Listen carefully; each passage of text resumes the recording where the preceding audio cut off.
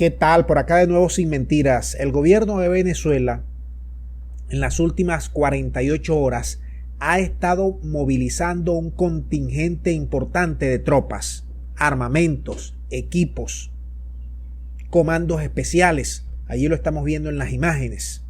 Porque la situación en Colombia va de mal en peor.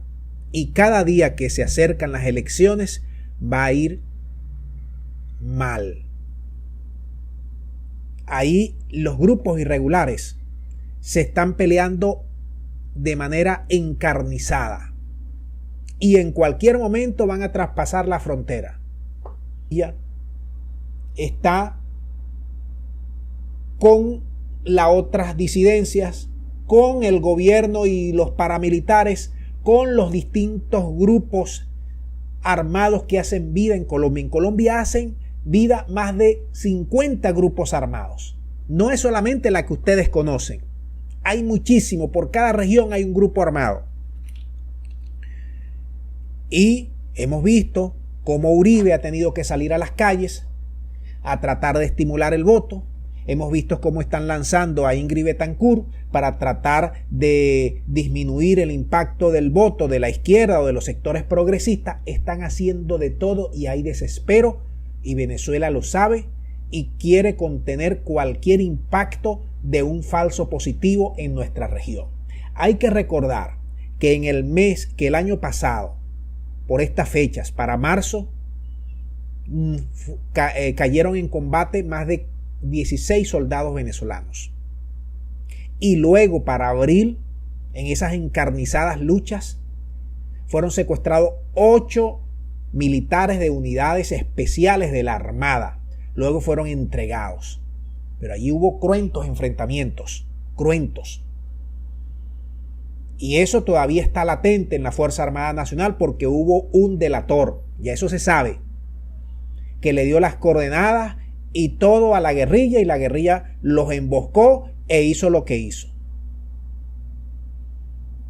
Ahora todos los días tratan de pasar cualquier cantidad de harina para Venezuela. De hecho, el año pasado se rompió récord en cifras de decomiso de la harina aquí en Venezuela. Tenemos al frente el mayor productor de la blanca en el mundo. Tenemos allí a casi 3.000 kilómetros el mayor consumidor de la blanca del mundo. Tenemos los grandes fondos y bancos de inversión que necesitan de la blanca para hacer lo que tienen que hacer en el sistema financiero mundial. Eso lo sabemos todos y Venezuela es un eje por donde quieren penetrar y por donde quieren avanzar para colocar esas toneladas de harina que son, ¿cómo se llama eso? Sembradas ahí al frente de las 9 bases militares que tienen los gringos que custodian toda esa harina, la custodian ellos. Entonces después sacan otro tipo de mensajes al mundo en general. Y les voy a decir más.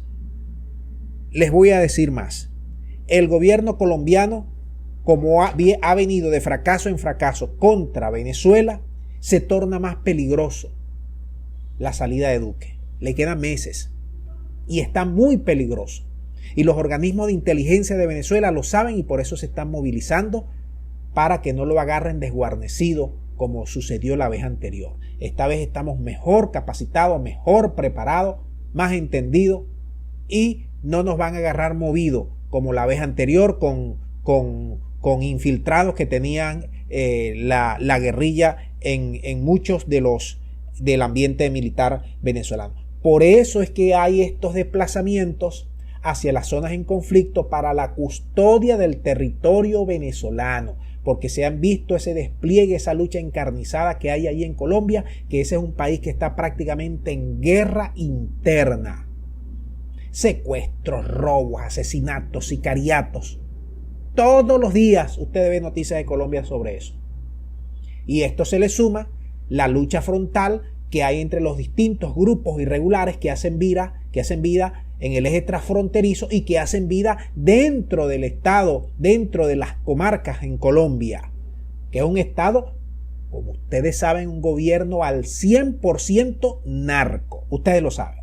Así que pendientes con esta información, hay que estarla monitoreando. Nosotros vamos a seguir escuchando sus comentarios y viendo sus informaciones al respecto. Muchas gracias y será hasta la próxima.